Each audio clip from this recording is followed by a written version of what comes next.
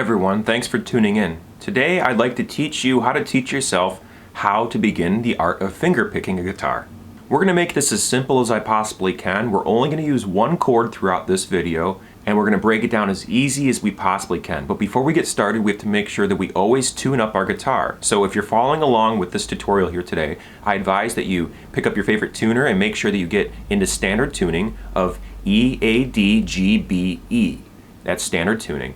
And if you don't have a tuner and you have a smartphone, you're in luck because you can always download this little app called Gstrings. No laughing, I'm serious. This is a really good app. There's a free version that has advertisements inside of it, and there's also a paid version that you can pay for. I personally use the free version because the ads don't bother me. They're very non-intrusive, and they're right at the top of the app, and they don't bother me. You can just close out of the app and you don't have to look at any more advertisements. And as far as I know, it's not spying on me, so we got that going for us too. It gets really good reviews, but I would do your own due diligence and only download an app that you feel comfortable downloading. No one's paying me to say this, it's just the app that I personally use. So let's get right into it. If you've never picked up a guitar before, then I'm going to try to walk you through the basics. And if you are familiar with picking up a guitar, we're going to focus on a C major chord. Now I'll show you right here, this is how you put the fingers on the guitar for a C major chord. There is E, A, D, G, B, and E. Those are the names of all the strings. Other names include 6th string, 5th string, 4th string, 3rd string, 2nd string, and 1st string. Whatever you want to call the strings is entirely up to you. I will use both terms interchangeably. I'll try to use both of them at the same time to make sure that we're on the same page. And the thing we're focusing mostly on is how the guitar sounds today. And as I said, we're only going to use the one C major chord and focus entirely on the finger picking fingers. So to do the C major chord, we want to do this. We want to take our ring finger and place it on the 3rd fret of the 5th string, or the A string, which is right here. Now to make sure you're pressing down on the frets properly, you want to put the finger as close to the fret as possible to reduce the chances of buzzing. So that's a clear note sound right there. It's a nice clear sound. And a buzzing sound sounds something like this. Or it's muted, or it'll, there you go, you hear that buzz noise? We want to avoid that buzzing noise. The way to avoid the buzzing noise is by pushing down directly on top of the string as close to the fret as possible. So now we have a clear, crisp note right there.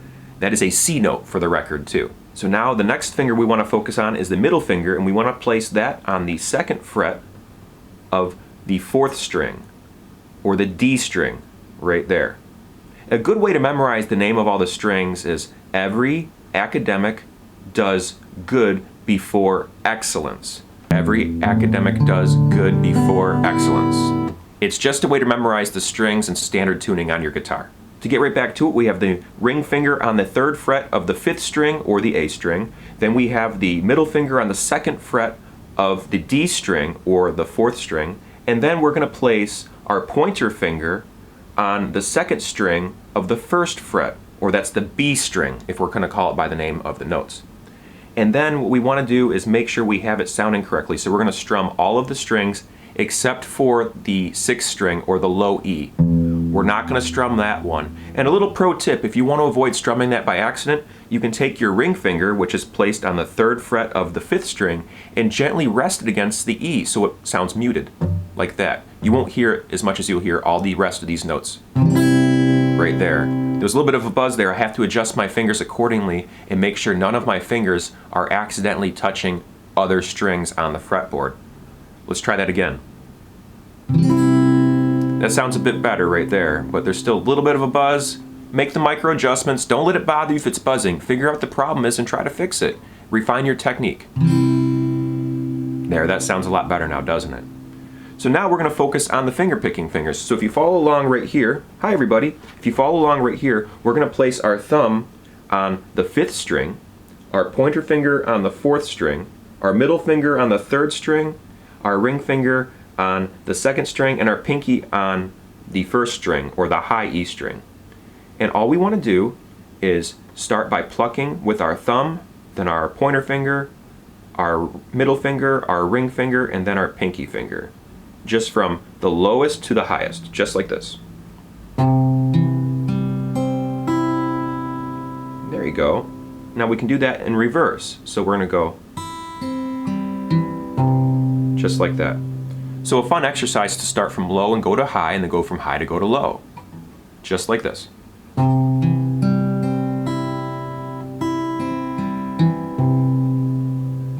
perfect. So it sounds good right now because I've been practicing for a long time. But the point is it's not about what I'm playing, it's more about what you're playing back at home. The idea here is to take your time and make sure you're enunciating each note nice and clear without a buzzing sound, and also to make sure that you're making a comparable level of volume for each note played. So you want to avoid doing something like this. You see the difference in the sound levels? You can hear it at least. We want to avoid that. You want to make sure you get something more or less consistent with all the other notes played.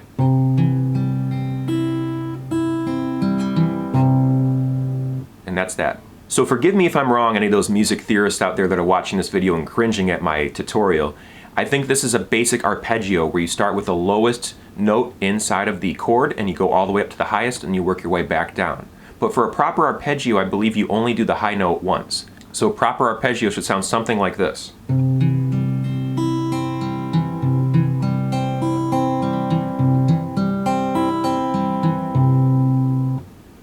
So do you see the difference? The first practice we did sounded like this.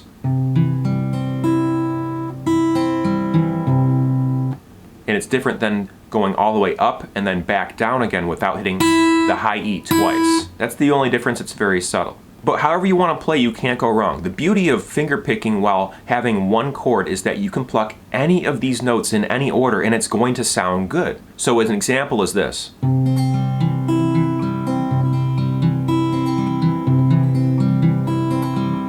And that's what I love about chords, is you can literally play any notes in any order you want and it's going to sound just fine as long as you're within that chord and you avoid any buzzing noises with your fingers and you're pressing down on all your frets appropriately in the correct way.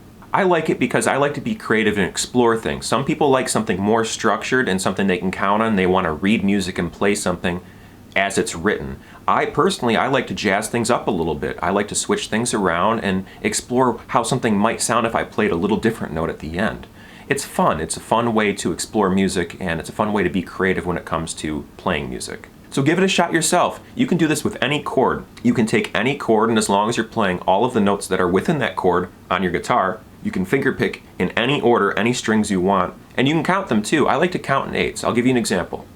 1, 2, 3, 4, 5, 6, 7, 8. 1, 2, 3, 4, 5, 6, 7, 8. 1, 2, 3, 4, 5, 6, 7, 8. 1, 2, 3, 4, 5, 6, 7, 8. And by counting to 8, it gives you an idea of where you can reset and get back into the beginning of the sequence. And sometimes counting helps and sometimes counting doesn't. In this case, I'm either playing 1 bar of 8 eighth notes or 2 bars of quarter notes, depending on how you want to write your time signature. But once again, I'm not good with music theory and I might be wrong. If I'm wrong, please correct me in the description below. We want to make sure everyone's getting correct information out there. I'm an amateur when it comes to music theory. I've been following a couple people on YouTube that explain music theory very well, including Andrew Huang. Andrew Huang's a wonderful, wonderful YouTube creator and explains music theory in a very, very easy to understand way. I'll give you a link below to one of my favorite videos he made when it comes to music theory and understanding it better. But once again, folks, finger picking is a very, very fun way to approach guitar. It doesn't have to be as intimidating as it may be for some of you out there, and you can have fun and explore the fretboard and explore the strings with your finger and have fun with it. That's the idea of playing guitar, is the element of play and enjoying your practice.